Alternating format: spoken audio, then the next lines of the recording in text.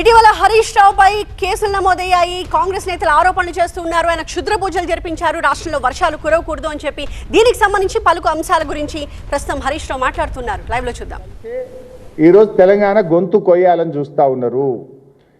ఈ విషయాన్ని ఇవాళ కేంద్ర మంత్రి కిషన్ రెడ్డి గారు కూడా చెప్పాలి. దీనికి మీరు కూడా భాగస్వామ్యమా? తెలంగాణ ప్రయోజనాలు కాపాడే బాధ్యత తెలంగాణ మంత్రిగా కిషన్ రెడ్డి గారికి, బండి సంజయ్ గారికి ఉందా లేదా? తెలంగాణ బీజేపీ ఎంపీలు మరి తెలంగాణ హక్కులు కాపాడడానికి ముందుకొస్తారా రారా? ఇక్కడ ఇంపార్టెంట్ పాయింట్ ఏంటంటే, అసలు జిఆర్ఎంబి అనేది కేంద్ర ప్రభుత్వంలో ఒక చిన్న పార్ట్, ఒక వృక్షానికి ఒక ఆకు లాంటిది. అసలు జిఆర్ఎంబి కేంద్ర ప్రభుత్వానికి ఎట్లా నిర్దేశిస్తుంది? ఇక్కడ ఇంపార్టెంట్ ఏంటంటే మనం అర్థం చేసుకోవాల్సింది, ఆ రోజు నేను నీటిపారుదల శాఖ మంత్రిగానే ఉన్నాను. కాళేశ్వరం అయినా, సీతారామ అయినా ఈ ప్రాజెక్టులకు తెలంగాణ ప్రభుత్వం అనుమతుల కోసం జిఆర్ఎంబికి పంపింది.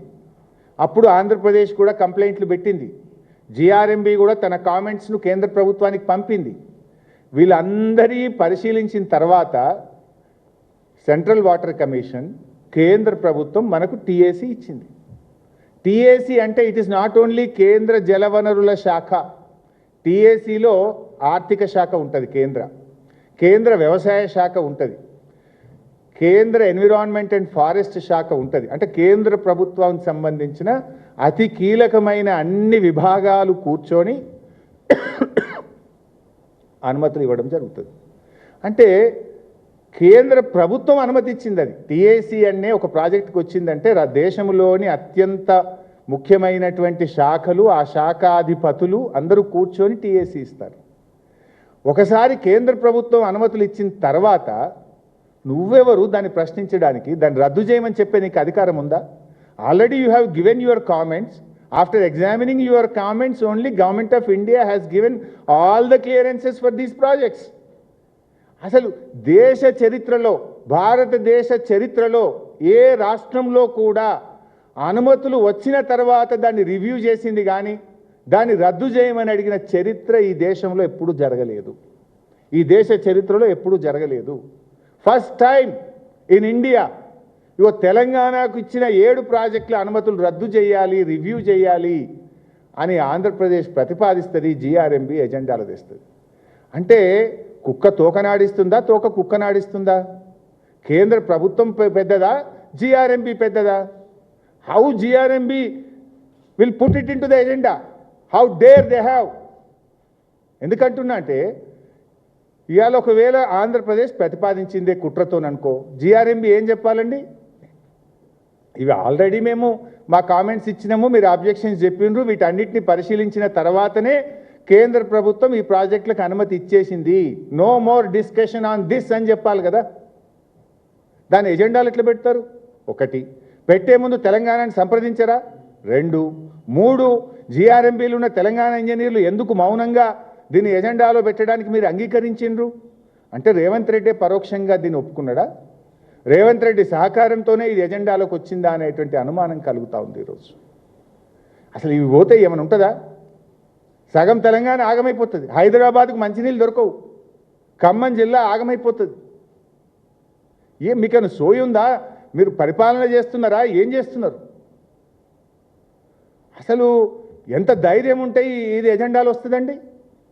గుండె రగిలిపోతుంది ఒక ఉద్యమకారుడిగా. ఇలా తెలంగాణలో ఉన్న ఏ ఉద్యమకారుడైనా సరే, తెలంగాణ పౌరుషం ఉన్న ఏ వ్యక్తికైనా కూడా ఇలా ఆవేశం వస్తుంది ఈ ఎజెండా చూస్తూ ఉంటే. మీరు ఏం చేస్తున్నారు అసలు? ఇలా బీజేపీ నాయకులు కూడా దీన్ని స్పందించాలి. ఇది ఏ రకంగా అంటే, మీ కిషన్ రెడ్డి గారు, బండి సంజయ్ గారు, యూ హ్యావ్ ద రెస్పాన్సిబిలిటీ. ఎట్లా పెట్టదు జిఆర్ఎంబి ఎజెండాలు? దీన్ని రివ్యూ చేయండి, జిఆర్ఎంబిని పిలవండి, ఇది ఏ రకంగా ఎజెండాలో వచ్చిందో అడగండి. అంటే ఆంధ్రప్రదేశ్ చెప్పంగానే జిఆర్ఎంబి పెట్టేస్తుందా? తెలంగాణ ఈ దేశంలో ఒక రాష్ట్రం కాదా? రాజ్యాంగపరమైన హక్కులు తెలంగాణకు లేవా? ఇష్టం ఉన్నట్టుగా బుల్డోజ్ చేస్తామంటే ప్రపంచంలో, దేశంలో ఎక్కడ లేని విధంగా ఒక అన్ని అనుమతులు వచ్చిన ప్రాజెక్టును రివ్యూ చేసిన ప్రాజెక్ట్ ఈ దేశంలో ఎక్కడన్నా ఉందా?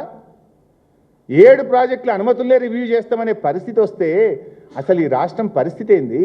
ఈ రాష్ట్రం నుంచి కేంద్ర మంత్రులుగా, ఈ రాష్ట్రం నుంచి ఎంపీలుగా ఉన్న వ్యక్తులు ఏం చేస్తున్నట్టు? What is happening?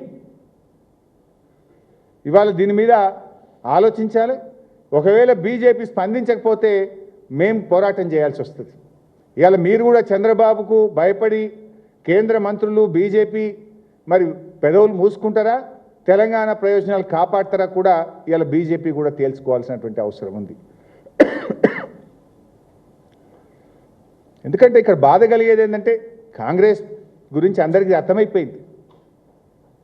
మీరు కొత్త అనుమతులు ఒక్కటి తేలేదు, 3 ఏళ్లలో ఒక్క టీఎంసీకి తెచ్చింది లేదు.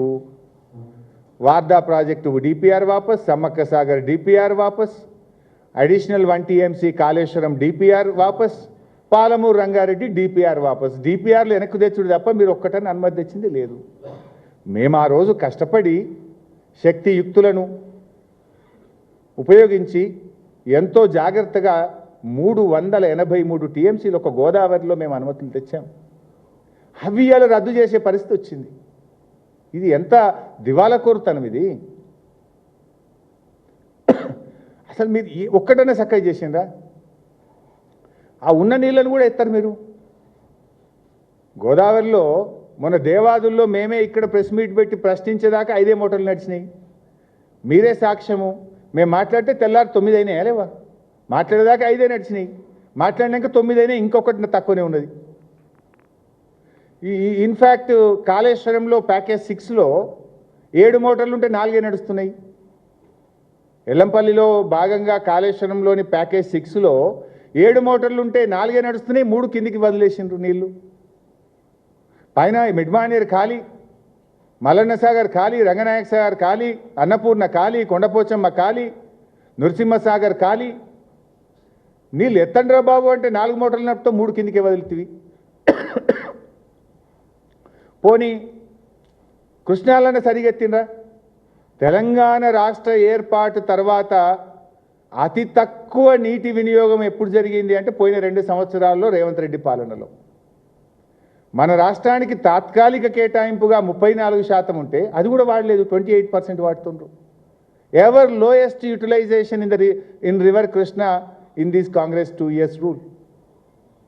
అంటే కాంగ్రెస్ పాలనలో కృష్ణానది జలాలు సరిగా వాడరు, గోదావరి జలాలు సరిగా ఉన్న సిస్టమ్ను ఎత్తిపోయారు. అన్లెస్ బీఆర్ఎస్ పోరాడితే తప్ప దేవాదుల మోటార్లు అనగావు, కాళేశ్వరం మోటార్లు అంతకంటే అనగావు. పోనీ తెచ్చిన ప్రాజెక్టుల అనుమతులు కూడా పోయే పరిస్థితి, అంటే ఉన్న గోషి కూడా పోయేటట్టు ఉందిగా. కొత్తదేమి లేదు. సాధించి పెట్టిన అనుమతులు, తెచ్చిపెట్టిన క్లియరెన్సులు కూడా రద్దు చేసే కాడికి వచ్చిందంటే ఈ రాష్ట్రం ఏమైపోతుంది అనేటువంటి ఒక ఆందోళన, ఒక ఆవేదనతో మేము మాట్లాడవలసినటువంటి వస్తుంది. చేయాల్సిన పనులు చేయరు, వెకిలి మాటలు, వెకిలి చేష్టలు తప్ప ఒక్కటైనా సరిగా చేసేటువంటి పరిస్థితి లేదు.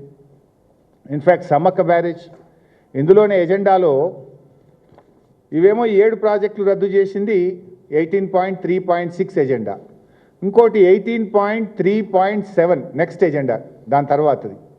దీంట్లో ఏమంటారు, సమ్మక్క బ్యారేజ్కు ఎట్టి పరిస్థితుల్లో అనుమతులు ఇవ్వద్దు, ఇది రద్దు చేయాల్సిందే అని. ఇందులో ఇంకేమంటారు కింద లాస్ట్కు దీంట్లోనే, granting clearance to Sammakka Sagar project in this situation would be a direct violation of GWDT award and would cause negative impact on the Polavaram irrigation project and Godavari Delta system, Dhavaleshwaram, and results in huge deficit flows to the downstream projects in the territory of Andhra Pradesh.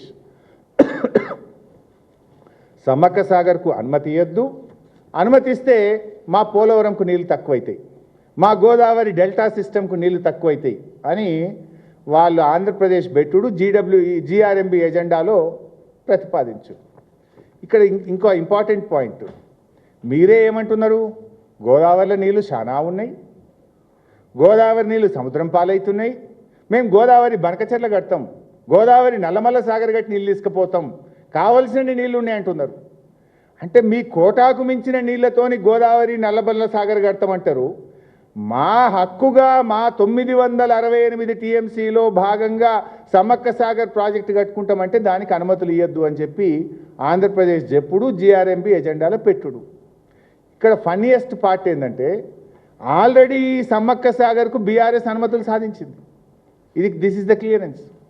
Sammakka Sagar ప్రాజెక్టుకు 47 టీఎంసీలు కేటాయిస్తూ కేంద్ర hydrology విభాగము 25/8/2022 25/8/2022 నాడు సమ్మక్క సాగర్కు 47 టీఎంసీల నీళ్లు కేటాయిస్తూ ఆనాటి కేసీఆర్ గారు ప్రభుత్వం అనుమతులు సాధించింది. కేసీఆర్ సాధించుడు, రేవంత్ రెడ్డి ఇడిచిపెట్టుడు.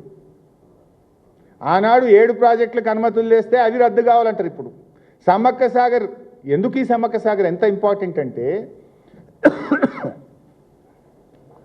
ఎస్ఆర్ఎస్పి స్టేజ్ 2 ఆయకట్టుకు నీళ్ళు వస్తలేవు. మా దాయకరణ కాన్ఫరెన్స్ అనలే ఉంటుంది, మహబూబాద్ అనలే ఉంటుంది, మహబూబాద్ కూడా అనలే ఉంటుంది, డోర్నకల్ కూడా అందులోనే ఉంటుంది.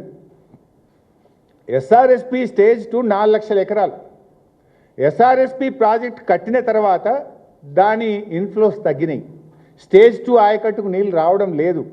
అందుకోసం 4 లక్షల ఎకరాల ఎస్ఆర్ఎస్పి ఆయకట్టుకు సమ్మక్క సాగర్ నుంచి వాడుకుంటాము. అదేవిధంగా రామప్ప పాకాల 40,000 ఎకరాలు, గ్యాప్ ఆయకట్టిన్ ములుగు నియోజకవర్గము, అదేవిధంగా drinking water for Warangal district అని 47 టీఎంసీలు ప్రతిపాదిస్తూ ఆనాడు బీఆర్ఎస్ పంపింది. దానికి కేంద్ర హైడ్రాలజీ విభాగము 2022లో అనుమతి కూడా ఇచ్చింది. మేము అనుమతులు తెచ్చినాం. ఈ కాపీ మీ అందరికీ కూడా ఇస్తాను, ఏ రోజు అనుమతి వచ్చిందో. ఇప్పుడు ఆ అనుమతి రద్దు చేయండి, అనుమతులు ఇక మిగతా అనుమతులు ఆపండి, ప్రాజెక్టు ఆపండి అని ఆంధ్రప్రదేశ్ ప్రతిపాదిస్తుంది. జీఆర్ఎంబీ ఎజెండాలో పెడుతుంది.